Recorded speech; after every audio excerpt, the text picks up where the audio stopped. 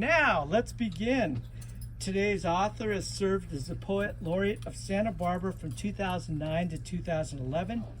He is the founding director of SBCC's Creative Writing Program.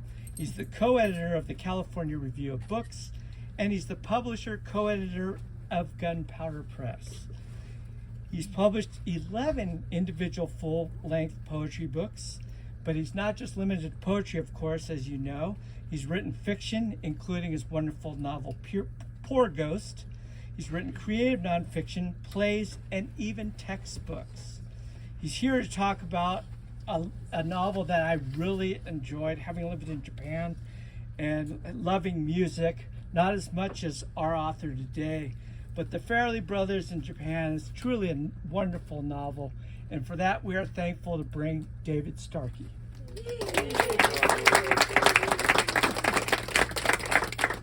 Thank you all. I recognize a lot of you folks, and I appreciate those of you who are my friends that come out today, and for those of you I don't know, I'm really happy to see you as well too. So yeah, my book is The Fairley Brothers in Japan, and I was going to say a few words about it and then read a passage from it, and then I was going to play a song that's in the book. So I wrote the song before I wrote the book, but then I thought, oh, this song is pretty funny, I'm going to put it in the book. So I'm going to play that song for you all.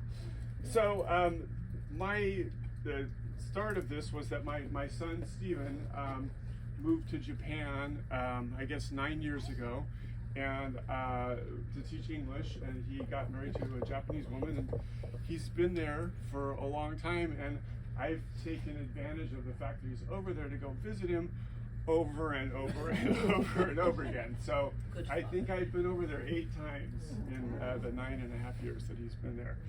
And it was the 6th or 7th trip over there.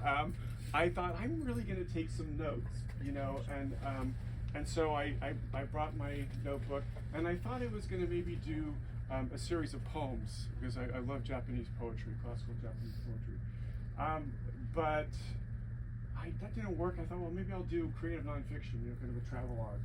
And that wasn't working. And about halfway through our trip, I thought, this is a novel, and I need to get myself out of here and bring in a couple of characters.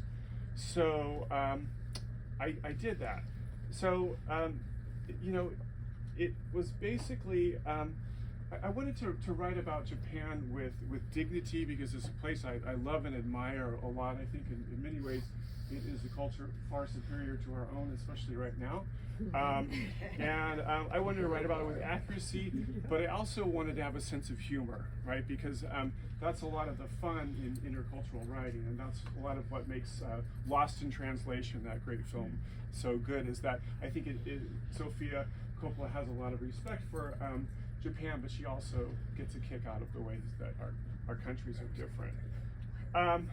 So a sort of undercurrent of this was that I started writing the book while my parents were both dying. They were both in hospice, and my mom passed away and my dad passed away. And so I had this undercurrent of sadness as I was writing this kind of mostly lighthearted book.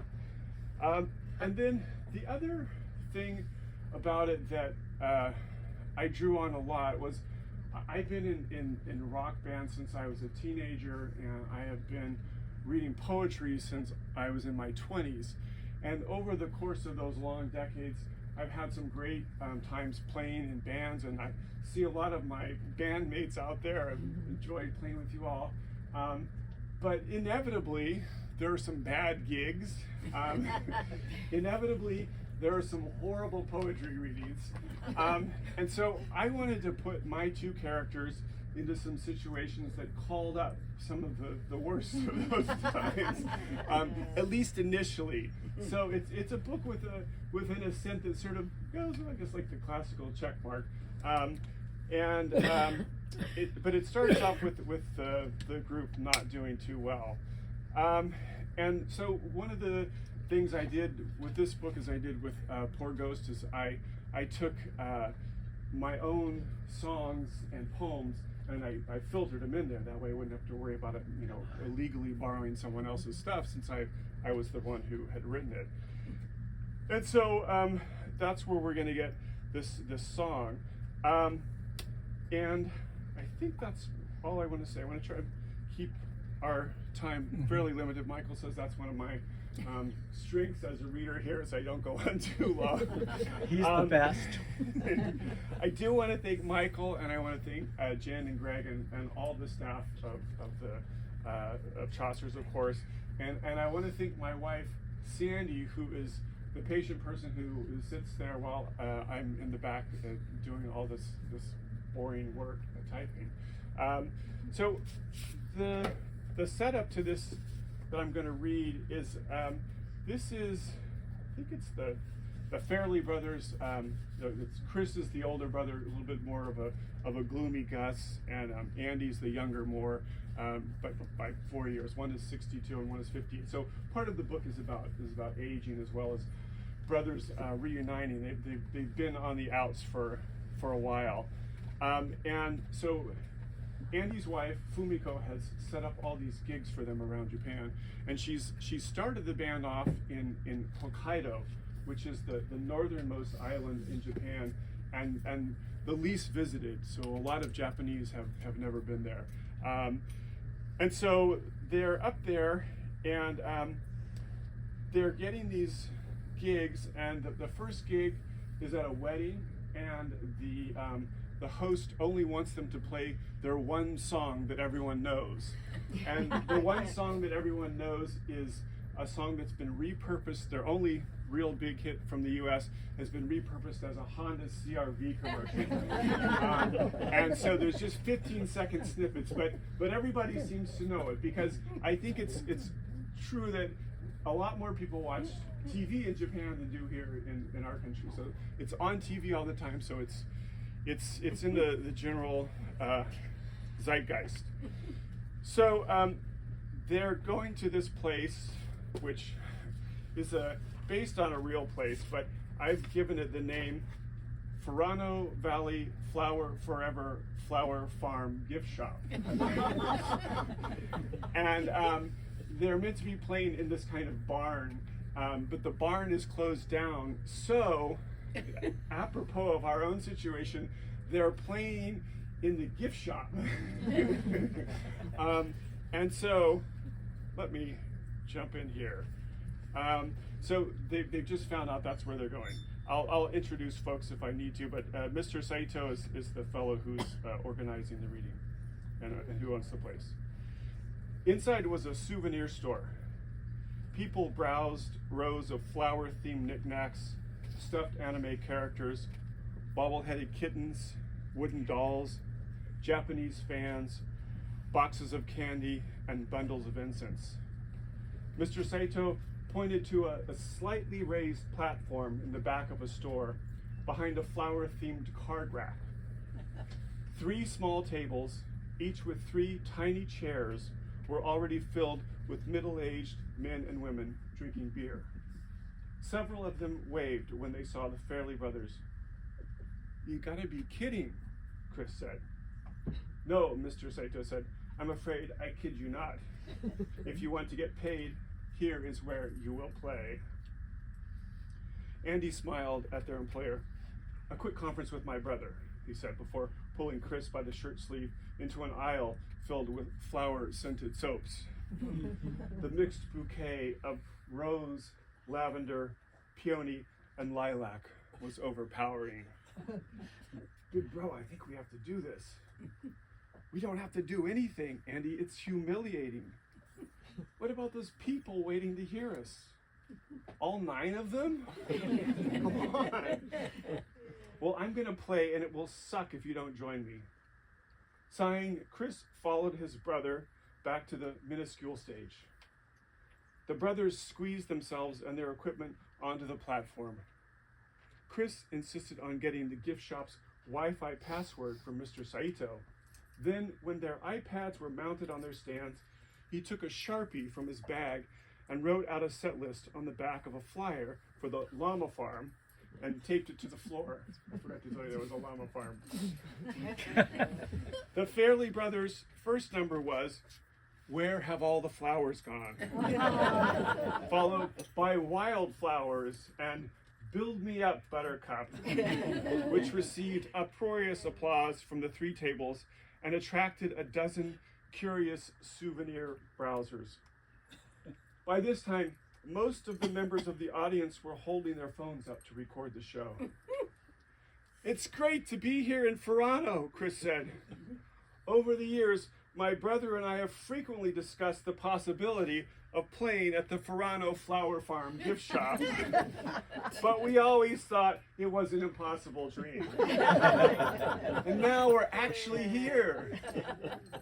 Silence. "Rock on, Ferrano!" Andy raised an eyebrow. The audience clapped excitedly. "Would you like to hear a new one?" Chris called out. This question met with only a smattering of uncertain applause. "What new one?" Andy said. "You didn't tell me anything about this." "Something I wrote. It's kind of a country number with a darkly comic edge." Andy lowered his voice. "Sounds intriguing, but shouldn't we have rehearsed it at least once before we played it to a live audience?" Chris shrugged. "I mean, yes, it's kind of spur of the moment, but just follow along. Other than the little walk down at the end of the chorus, there are only 4 chords. Starts in F, ends in C." Chris strummed an F chord and began singing, and you'll get to live this experience here momentarily. So they play the song. As the song continued, detailing the speaker's propensity for parking his car in his kitchen, Andy gradually figured out the chords and haltingly joined on guitar. Some of the audience members' phones went down into their laps, but others kept recording. When the song was over and the listeners had politely applauded, Andy whispered to Chris, "I think we owe them what they came to hear." Chris shrugged, and they played what one listener loudly called the Honda song. By the first chorus, "Whenever I hit the road, whenever I hit the road," most of the patrons had migrated to the back of the store to video the Fairley Brothers. At the close of the song, Mr. Saito stepped onto the stage, waving both his hands, and spoke in Japanese, which evoked another round of applause. "What did he say?" Chris asked Andy. "He just thanked us for coming, and I guess the show is over." "I think we ought to do an encore," Chris said to his brother. And then in his microphone, "Do you want to hear one more?" The audience erupted. Chris typed into his iPad, then said, "This is a little number by a band called Spinal Tap. It's called Listen to the Flower People." "I don't know it," Andy said. "Just look at my iPad and follow along." Andy wasn't the only one who apparently didn't know the song. The audience listened tentatively, clapped with restraint, then immediately began leaving. Mr. Saito nodded at the departing guest and handed an envelope of cash to Andy, and I'm going to zoom till just towards the end here of this scene. As the brothers began packing up, a pretty woman in her late 50s appeared. "I am Mrs. Watanabe." "Nice to meet you," Andy said, turning to her. "I have all your records." "That's great," Andy said. "I mean, I have them here in my bag." She pulled out 4 LPs protected by plastic sleeve covers. "I am hoping you will sign them all, both of you." She pointed to the Sharpie lying on top of their set list.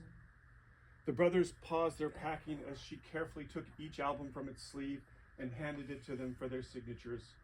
When an album was signed, she waved it in the air until the ink was dry, slipped it back into its case, and nestled it into her bag. "And now I say goodbye," she said, bowing. As she turned to go, Andy said, "Wait." The woman looked back. "Do you want to have dinner with us?" She hesitated, and Andy added, "Dinner with the world-famous Fairley Brothers?" Who could resist such an offer?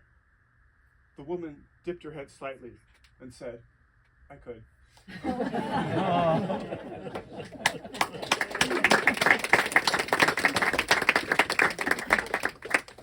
And so, the song.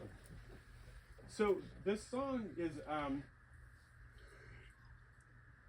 has an unusual provenance. I was writing one of my textbooks that Michael mentioned, and my editor said to me, "You know what an editor is for, Dave, is to make sure that the writer doesn't park the car in the kitchen." And I thought, oh, that is a really great thing. And then I thought, well, that would make a good country song too, you know? So,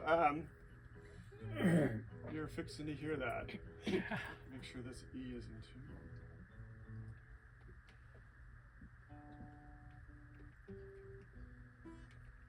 Okay.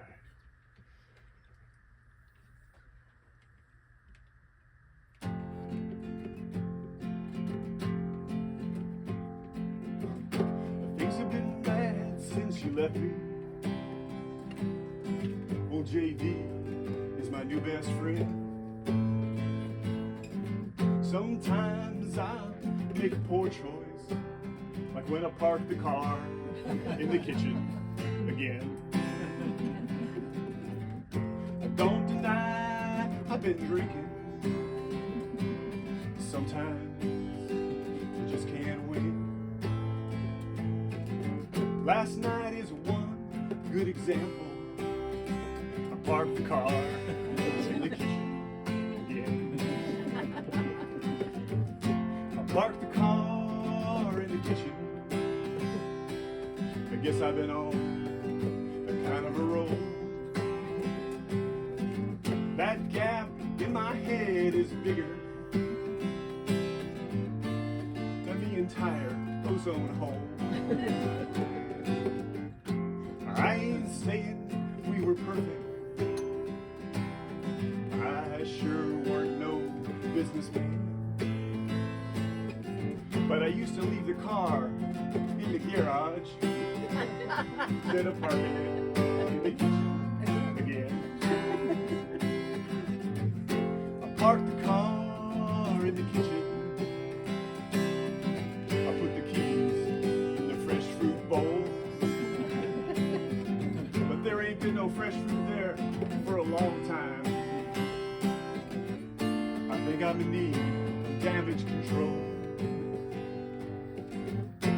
I suppose it's an old tale. Guy ends up in the loony bin. Still, it's a tad unusual. Parking the car in the kitchen again. I parked the car in the kitchen. I kind of run into the kitchen sink. But the refrigerator, she's still working. So I think I'll have another drink. You see, I don't deny I've been drinking. Sometimes you just can't wait. Last night is one good example. I parked the car in the kitchen again. Park the car in the kitchen again. There's a Ford by the Kenmore again.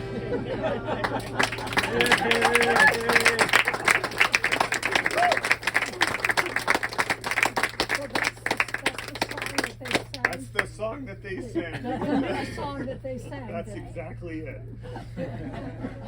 So, do we have a Q&A or do we Yeah, anybody if anybody has one or two questions. questions or anything I'd be happy to answer? Is there an audio CD with the book? There is actually, and that gentleman back there, Mr. Eric Prothero, is the co-musician on which I recorded it. Yes. Yes, sir. How many places in Japan did you reference in the book? Maybe 15. Quite a few. Yeah, yeah. It's a kind of a travelogue. You said that Japanese culture was superior to U.S. culture. What did you mean by that? Well, for instance, I feel as though their attitude towards gun control is vastly superior to ours. I feel that while there may be a sense that at times the culture is pretty homogenous, I think that sometimes is a cue for people to be more polite to one another, for people to respect boundaries, even if those boundaries are quite close. And I also am just a great fan of the literature of Japan. I would say the poetry of Japan, for instance, in my humble opinion, is probably superior to that of our country. Yes, ma'am. Is there a story behind the name Fairley? Yeah, I just thought it was kind of funny. There's a gag in there towards the end where the Fairley Brothers almost get to go on Saturday Night Live, and it's after their heyday. But Chris Farley, apparently, according to the story, used to get laid by pretending to be Chris Fairley, and in this Saturday Night Live skit that's going to take place, Chris Farley is going to run up and grab Chris Fairley and throw him to the side and sing a Fairley Brothers song. But in the event, Lorne Michaels decides that they are so out of fashion that no one will get the joke, so they don't get to go on after all. So I think it would be great if we should sign some books. Yeah. All right. Well, thank you. I appreciate you guys. Thank you, David Starkey.